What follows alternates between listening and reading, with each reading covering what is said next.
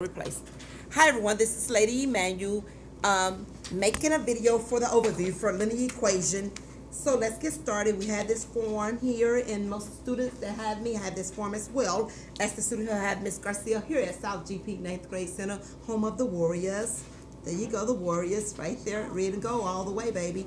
So the equation, we're going to get these equations, slope-intercept form, standard form, and point-slope form from the formula chart that you're able to use on the Algebra 1 EOC. So here it is right here. I'm just going to transfer it here. Slope-intercept form will be y equals mx plus b. The standard form is a of x plus by. A of x is ax plus by equals c. The point-slope form reminds me of the slope of a line form, which is going to be y minus y sub 1 equals the slope times the difference of the x. Okay.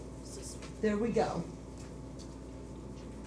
So, oh, you guys see that? Okay, cool. So here we go. So when did we use the slope-intercept form? We use that when we know, and I'm going to say use when you, and I'm going to use you, know the slope and the y-intercept. In real life, your slope is your rate of change. Okay, or the cost of something, meaning still the rate of change or the cost of an item. Your y-intercept, that would be in real life your starting cost, your initial fee, or just the flat fee, flat rate in real life. Okay, for standard form, we use this when you're given coefficients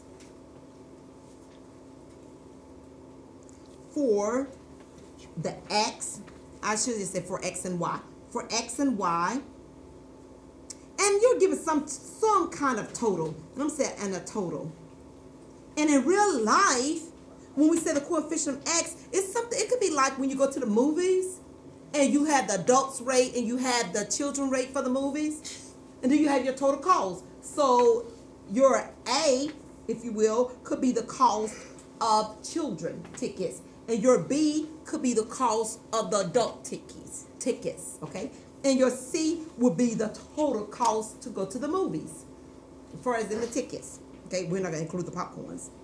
Now, for the point-slope form, you use that when you know the slope, similar to the slope-intercept form.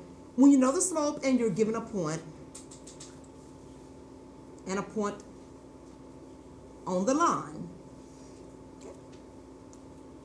So really these two, the slope-intercept form and point-slope form, you can use either one of those given a certain information. It just depends. Most time for real life, as far as I'm concerned, in real life, we usually use the slope-intercept form and the standard form. We rarely use the point-slope form. So I focus more on these two, the slope-intercept form and standard form. So we wrote that down there. So go back up to how would we graph this. How would I graph this? If I know what my y-intercept is and my slope, most definitely, I'm going to plot. The first thing I'm going to do, I'm going to plot the y-intercept because it's a point. Remember, the y-intercept is a point. So that's my starting point. So I'm going to plot the y-intercept. And I'm just put INT for intercept. Okay? Or your B. Okay. Then, for the second thing I would do, I would use the slope, which is your rise over run, use the slope to get a second point. And once I get my second point, I can connect those two. And that'll make a line, because all you need to create a line on a graph is 2 points, at least 2 points, especially when it's linear functions. So now for standard form and slope form, what I'm going to do with those to graph them, I'm going to solve for y.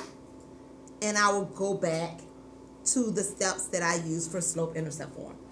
Okay? And some of you may say, well, but point-slope form, if I already know the slope and the point, then I can just use it just like the slope-intercept form. Yes, yes. But to keep it simple, I'm going to say solve for y. I'm going to say solve for y and then go back to the step for slope-intercept form. Here, I'm going to say the same thing, solve for y. You see I'm supposed to write slope because in my head I'm thinking, well, I got the slope and the point. So I'm going to solve for y. And then I'm just going to use the steps to slope intercept form. Okay, and if you say, well, Miss Emmanuel, I don't want to do that, I'm just gonna use the point and the slope because it's the same thing. You're correct. Go for it. I'm saying the same thing. It's like I'm saying things in circles. Okay, so here we go. That was that. Now let's look at our real world scenarios that was created by Miss Garcia. Shout out to you, lady girl.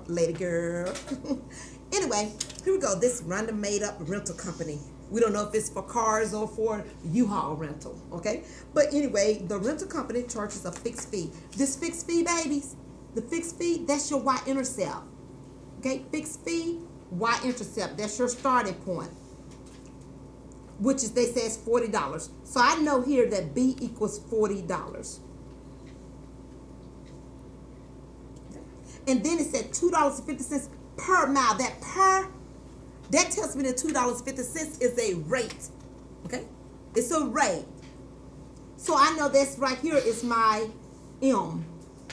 Okay? And the miles, I don't know how many miles. I know miles is independent. It doesn't depend on anything per se. So I know this would be my X here. Okay? So I'm sort of defining, I'm labeling it. I could select X equals the number of miles. I could, but I'm just, and I could let my Y, the Y is my total cost for the rental, to rent the item. And some people are like, what do you mean $2? If your parents or anybody ever rented a U-Haul, you may have to pay a flat fee. And then if you don't fill the tank up with gas or to wherever it's supposed to be at, when you return it, they charge you a certain amount per gallon. Okay? Instead of per mile. Now this could be if you're renting a vehicle to go to Florida. And then it's, hey, you pay this X amount of dollars. And then for the rent the vehicle, to just get the vehicle, before you drive, you got to give me this money. And then for each additional